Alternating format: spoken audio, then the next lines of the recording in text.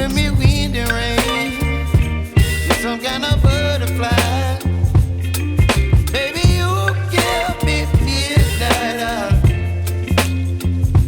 You whip up my appetite. RS Artsville. நான் பார்த்தீங்கன்னா என் name வந்து ஜீனத் பாஷா. நான் புதுசாக யூடியூப் சேனல் ஓப்பன் பண்ணியிருக்கேன்.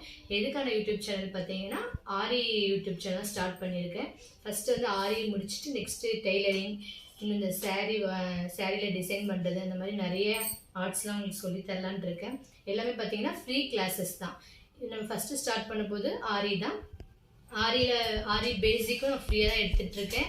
இதில் மேலே வந்து என்னுடைய நம்பர் டிஸ்பிளே ஆகும். உங்களுக்கு ஏதாவது டவுட் இருந்துச்சுன்னா அந்த நம்பருக்கு கால் பண்ணுங்கள், மெசேஜ் பண்ணுங்கள். வாட்ஸ்அப் குரூப்பில் ஜாயின் பண்ணணும்னு நினைக்கிறேன் ஃப்ரெண்ட்ஸ், அந்த குரூப்புக்கு ஜாயின் பண்ணிக்கோங்க. இப்போ ஃபஸ்ட்டு கிளாஸ் வந்து இது ஆரி ஃப்ரேம் நம்ம எப்படி ஃபிக்ஸ் பண்ணுறதுன்னு தான் பார்க்க போகிறோம். இதுதான் 18 inch ஆரி ஃப்ரேம்.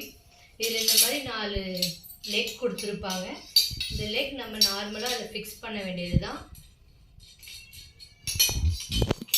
4க்குமே 4 போல்டு கொடுத்துருப்பாங்க. அந்த போல்டை எடுத்து அதில் போட்டு ஃபிக்ஸ் பண்ண போகிறோம். நான் பார்த்தீங்கன்னா ஃப்ரீயாக ஆரி கிளாஸஸ் எடுத்துகிட்ருக்கேன்.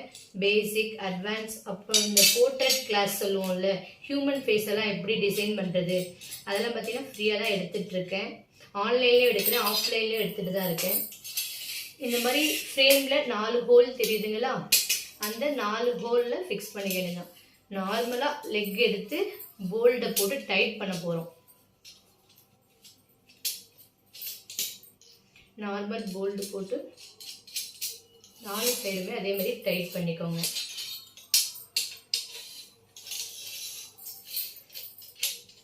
ஃப்ரீ கிளாஸஸ் தான் ஃப்ரெண்ட்ஸ் எடுத்துகிட்ருக்கேன். இங்கே யாருக்காவது ஜாயின் பண்ணணும்னா அந்த வாட்ஸ்அப் குரூப்புக்கு வாங்க,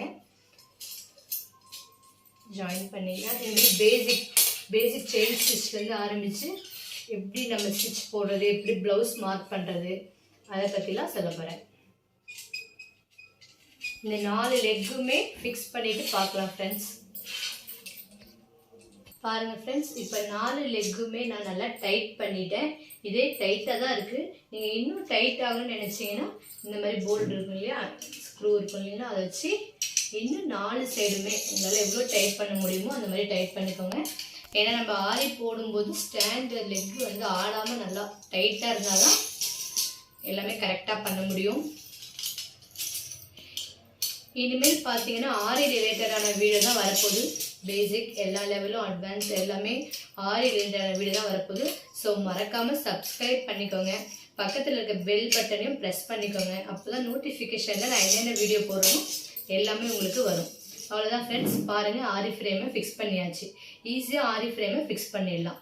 தேங்க்யூ ஃப்ரெண்ட்ஸ்.